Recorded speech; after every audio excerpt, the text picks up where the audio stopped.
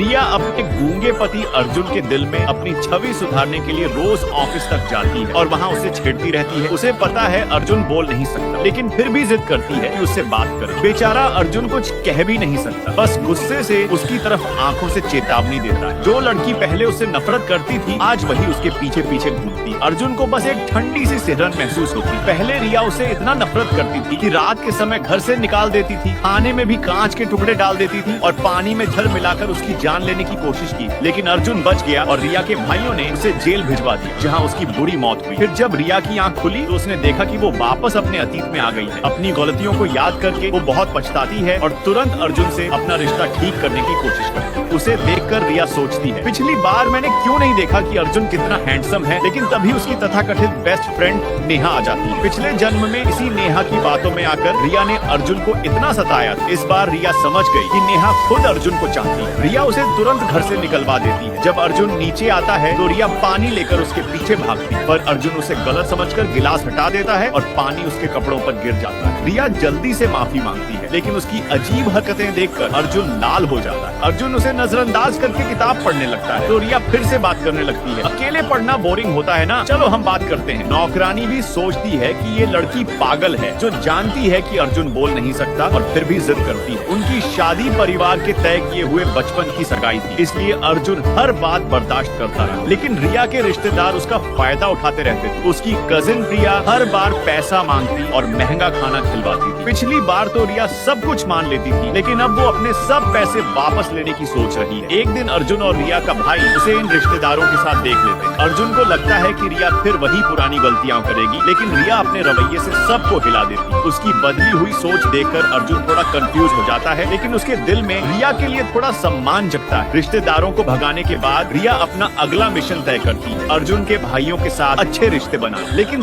सबसे पहले अर्जुन को जीतना होता। ऑफिस में जब वो अर्जुन के पास जाती है तो उसका छोटा भाई रोहित भी वहाँ होता है। रिया अजीब महसूस करती है, पर फिर भी उससे प्यार से पूछताछ करती है। रोहित भी हैरान हो जाता है और सोचता है भाभी को क्या हो गया, ये तो बदल गई है। जैसे ही रोहित चला जाता है, रिया अर्जुन के करीब जाकर उसके कंधे दबाने लगती है। तभी नेहा चाय लेकर आती है और रिया को वहाँ देखकर हैरान हो जाती है। फिर शांति से कह देती है कि अर्जुन काम कर रहा है, परेशान मत करो। नेहा के जाने के बाद अर्जुन चाय पीने लगता है, लेकिन रिया उसका कप छीन लेती है और खुद पी जाती है। उसके बाद गुस्से में बोलती है, ये लड़की तुम्हारे साथ अच्छा नहीं चाहती, उसे ऑफिस मत आने दो। अर्जुन नोटबुक में लिख देता है, उसे तुम ही अपनी दोस्त बनाकर लाई थी। ये बात सुनकर रिया को बहुत शर्म आती है। रिया दिल से कहना चाहती है, अर्जुन मुझे बस तुम्हारी जरूरत है। अगर तुम कुछ नहीं कहना चाहते तो ठीक है, मैं ही तुम्हें घर ले जाऊंगा। तुम्हें कुछ बोलने की जरूरत नहीं, मैं तुम्हारी खामोशी समझ लूं।